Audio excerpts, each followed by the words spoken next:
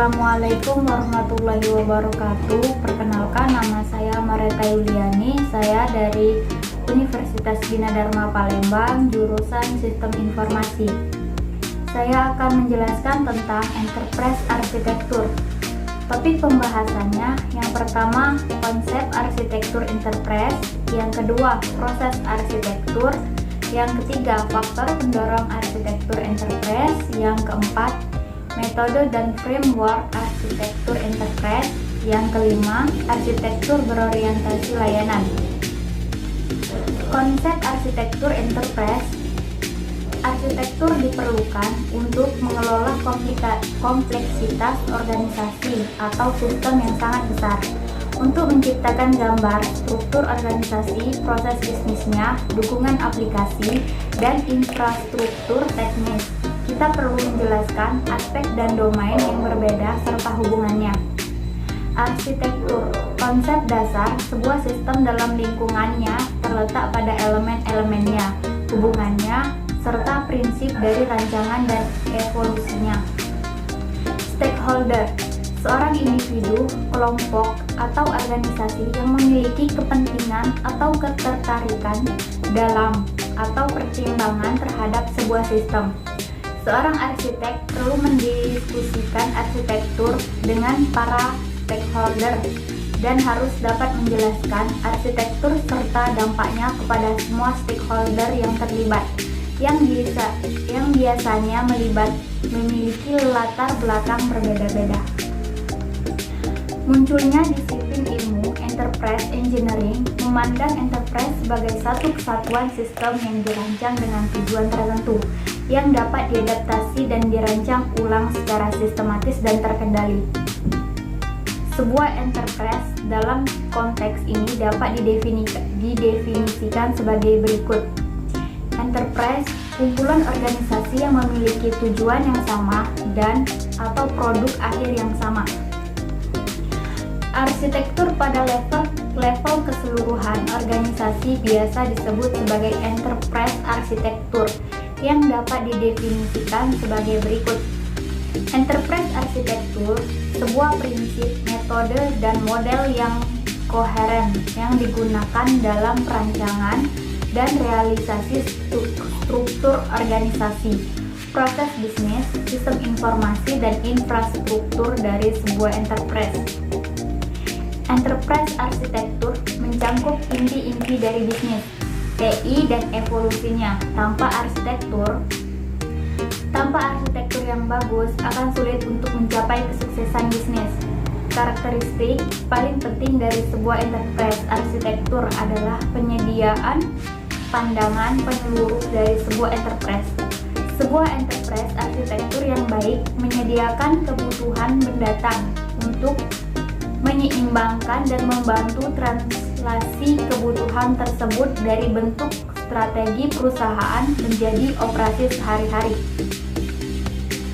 Model view, presentasi, dan analisis arsitektur semua membantu untuk menjabatani communication gap antara arsitek dan stakeholder. Yang kedua, proses arsitektur enterprise. Arsitektur adalah sebuah proses sekaligus sebuah produk. Produk berfungsi untuk memandu, manajer, dan merancang proses bisnis dan sistem developer dalam membangun aplikasi agar tetap sejalan dengan tujuan dan kebijakan bisnis. Dampak dari proses adalah lebih dari sekedar membuat produk arsitektur, kesadaran atau kewaspadaan stakeholder yang berkaitan dengan tujuan dan aliran informasi bisnis akan terlihat. Proses arsitektur terdiri dari langkah-langkah yang membawa ide awal melalui tahapan perancangan dan implementasi menjadi sebuah sistem yang operasional dan akhirnya mengubah serta menggantikan sistem ini. Dalam semua tahapan, proses arsitektur komunikasi yang jelas dengan dan antara stakeholder menjadi penting. Yang ketiga, faktor pendorong arsitektur enterprise. Faktor internal. Yang pertama, penyesuaian bisnis TI dianggap sebagai instrumen penting untuk mewujudkan efektivitas organisasi.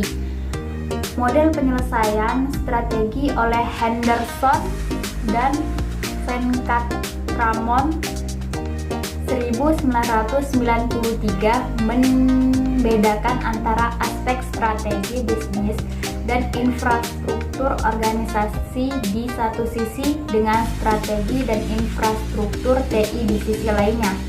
Model ini menyediakan 4 sudut pandang domain digunakan untuk mengatasi penyesuaian antar aspek-aspek tersebut. Yang kedua, enterprise arsitektur diposisikan dalam konteks pengelolaan enterprise. Pada bagian puncak, misi dari enterprise adalah mengapa ada. Misi menyatakan gambaran masa depan dan nilai-nilai yang dipegang teguh. Berikutnya adalah strategi yang menyatakan jalur yang ditempuh enterprise untuk mencapai misi dari visinya. Ditranslasikan ke dalam tujuan konkret yang memberi arah dan menjadi penanda dalam pengeksekusian strategi. Tujuan ditransisi menjadi perubahan konkret hingga ke operasi sehari-hari.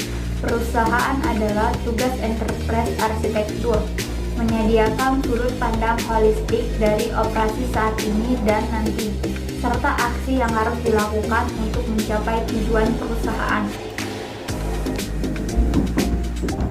Arsitektur dipandang sebagai bagian hard dari perusahaan, sementara bagian soft-nya adalah kultur yang dibentuk oleh orang-orang dan kepemimpinan, penting atau lebih penting untuk mencapai tujuan perusahaan.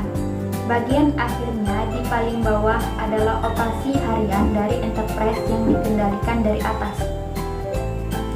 Yang ketiga, arsitektur adalah instrumen strategi dalam memandu organisasi menjalani arah pengembangan yang terencana. Enterprise yang suka menjalankan operating model dengan pemilihan yang jelas pada level integrasi dan standarisasi proses bisnis di seluruh enterprise. Peran enterprise arsitektur sebagai pengorganisasian logis dari proses bisnis dan infrastruktur TI harus mencerminkan kebutuhan integrasi dan standarisasi dari operating model. Faktor eksternal.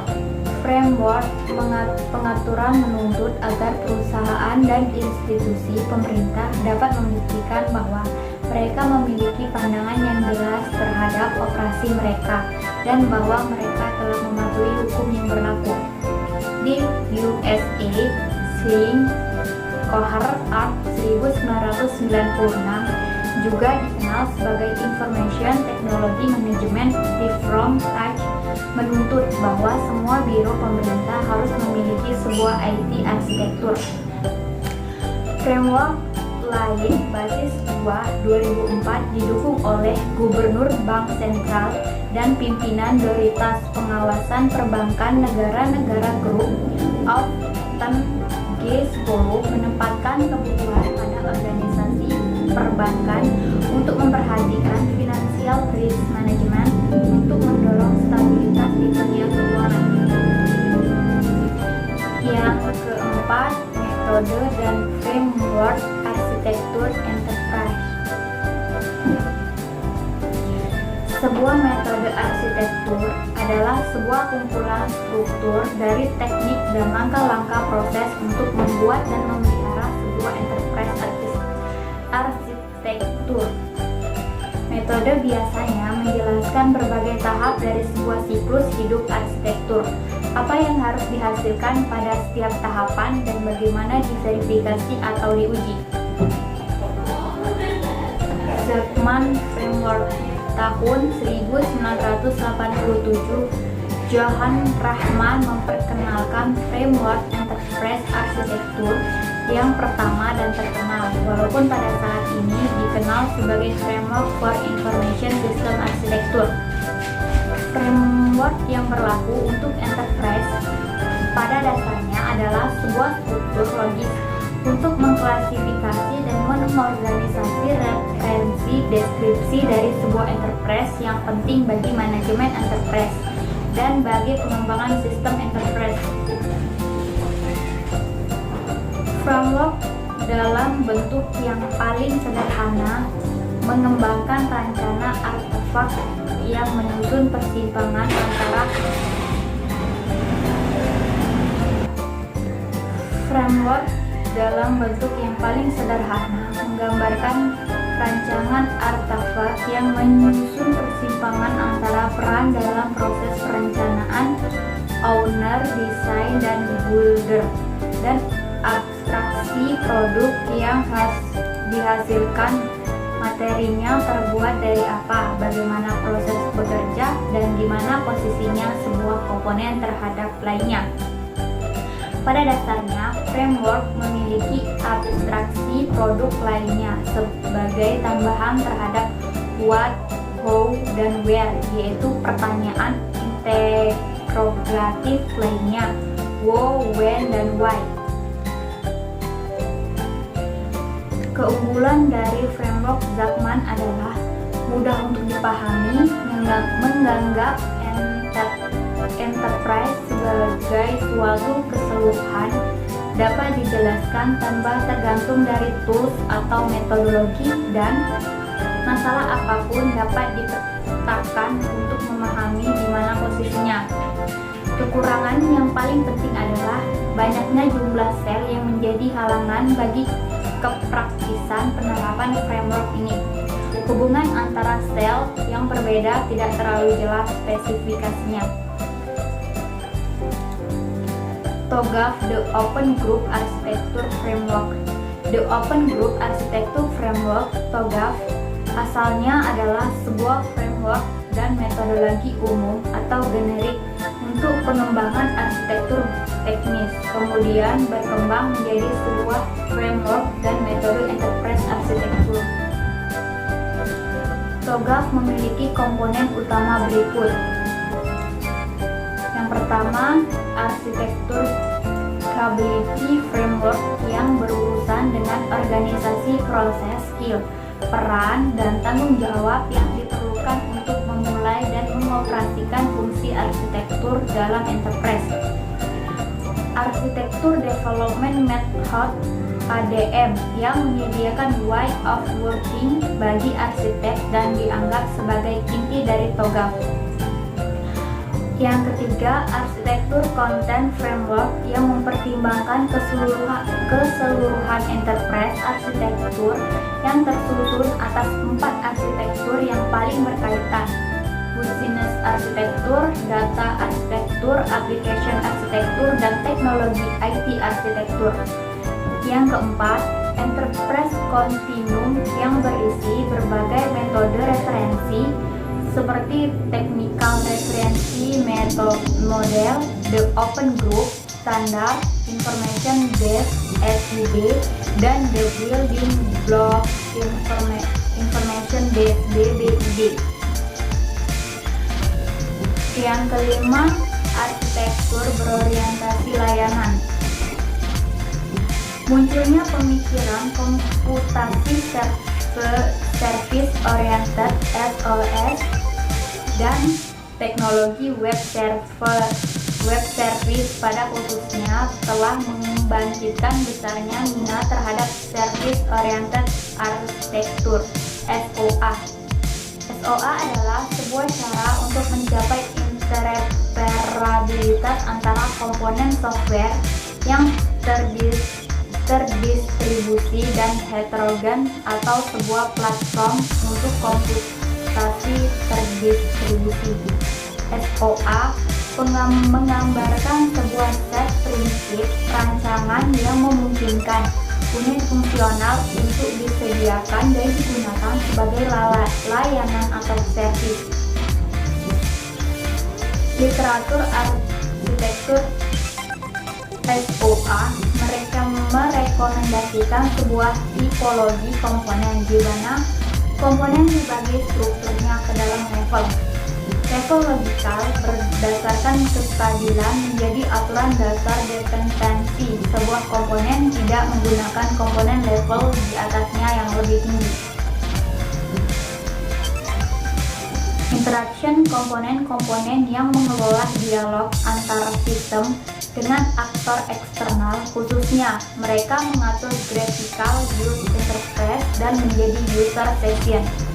Proses komponen-komponen yang mengatur otomasi proses bisnis, urutan kerja, koneksi ke service, manajemen event. Ini adalah area BPM dengan teknik dampu tutup BPMS, bahasa deskripsi BPMN atau supervisi BAM. Function komponen-komponen yang memainkan peran perantara antara komponen proses dan komponen entity dengan mengatur beberapa proses bisnis tertentu. Entity komponen-komponen yang fokus pada entity bisnis kunci dari sistem, misalnya clean, construct, atau order. Perannya adalah untuk memanajemen akses ke informasi yang berkaitan dengan entity ini, biasanya berhubungan dengan database seperti operasi read, dan query. Komponen entity juga dapat berhubungan dengan masalah berkaitan dengan distribusi dan duplikasi repositori terkait. Utility komponen-komponen menyediakan servis lintas organisasi yang relatif independen dari bisnis enterprise seperti directory, message, atau electronic public. Komponen-komponen ini biasanya stabil dan diimplementasikan melalui pengguna paket software low risk. Publik komponen-komponen yang didedikasikan kepada service yang dapat diakses dari luar sistem informasi B2B partner. Tadi adalah penjelasan dari saya mengenai enterprise architecture. Lebih dan kurangnya saya mohon maaf. Terima kasih. Assalamualaikum warahmatullahi wabarakatuh.